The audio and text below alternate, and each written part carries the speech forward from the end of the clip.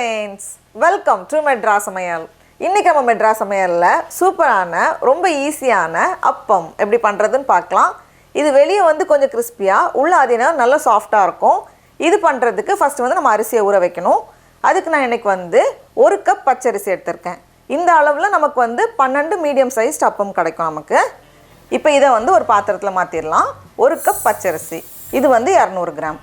கூடவே 2 டேபிள்ஸ்பூன் அளவுக்கு உளுத்தம்பருப்பு, அதே மாதிரி 2 டேபிள்ஸ்பூன் அளவுக்கு பாசிப்பருப்பு எல்லாத்தையும் சேர்த்துட்டு 2-3 வாட்டி தண்ணியில் நல்லா அலசி சுத்தம் பண்ணிக்கோங்க.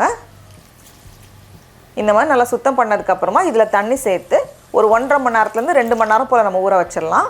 இருக்கட்டும். இப்போ பார்த்தோம் அப்படின்னா அரிசி பருப்பெல்லாம் நல்லா ஊறி ரெடியாக இருக்குது.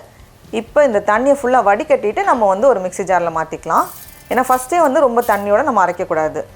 மாற்றிட்டு இது கூடவே 1/4 கப் துருவின தேங்காய், 4 டேபிள் ஸ்பூன் துருவின தேங்காய் சேர்த்துக்கோங்க.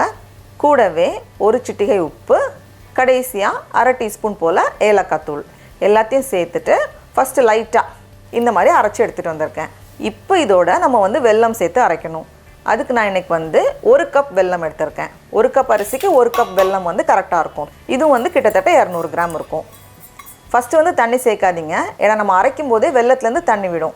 அதுக்கப்புறமா பார்த்துட்டு நம்ம சேர்த்துக்கலாம். இந்த மாதிரி நல்லா அரைச்சி எடுத்துகிட்டு வந்திருக்கேன். ஃபஸ்ட்டு வந்து நான் தண்ணி சேர்க்கலை, ஓரளவுக்கு நல்லா அரைச்சதுக்கப்புறமா கொஞ்சமாக ஒரு 2 டேபிள் ஸ்பூன் போல் தான் மொத்தத்தில் தண்ணி சேர்த்தேன்.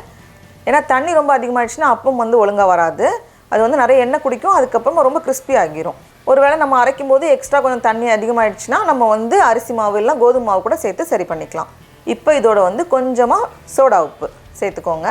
சோடா உப்பு சேர்க்கும்போது இன்னும் உள்ளே வந்து நல்லா சாஃப்டாக இருக்கும். நான் வந்து ஒரு 2 சிட்டிகை போல் சேர்த்துருக்கேன். ஒருவேளை சோடா உப்பு வேண்டாம்னு நினச்சிங்கன்னா நம்ம இது எல்லாமே பண்ணலாம். ஆனால் சோடா உப்பு சேர்த்து பண்ணும்போது இன்னும் உள்ளே வந்து நல்லா அந்த ஓட்டையாக நல்லா சாஃப்டாக வரும். எல்லாத்தையும் சேர்த்துட்டு கலந்துட்டு பார்த்தோம் அப்படின்னா இந்த பதத்தில் இருக்கணும்.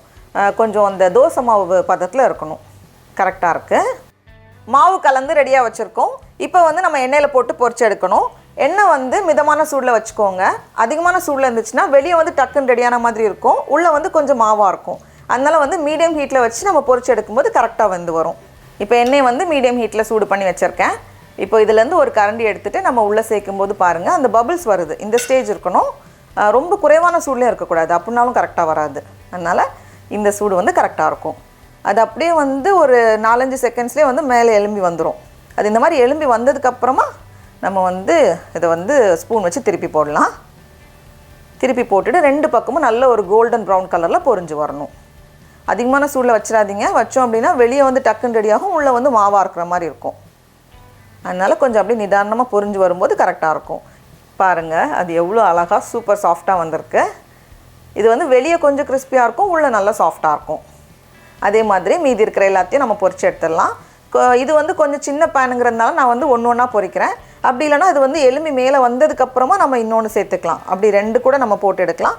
நான் வந்து ஒன்று சேர்த்து எடுத்துக்கிறேன். பாருங்கள் அப்படியே 2 பக்கமும் நல்ல ஒரு கோல்டன் ப்ரௌன் கலர் வந்ததும் இதை எடுத்து நம்ம வெளியே வச்சிடலாம். அவ்வளோதான்.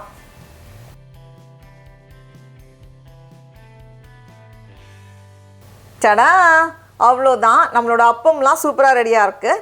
இது வந்து வெளியே கொஞ்சம் கிறிஸ்பியாக, உள்ளே அதே நல்லா சாஃப்டாக இருக்கும். இப்போ நம்ம டேஸ்ட் பண்ணி பார்க்கலாமா? ரொம்ப ரொம்ப நல்லாயிருக்கு. நீங்களும் கண்டிப்பாக இந்த ரெசிபியை வீட்டில் செஞ்சு பாருங்கள். உங்களுக்கு இந்த வீடியோ பிடிச்சிருந்துச்சுன்னா மெட்ராஸ் சமையலுக்கு சப்ஸ்கிரைப் பண்ணுங்கள். நாவின் சுவையரம்புகள் மலரட்டும்.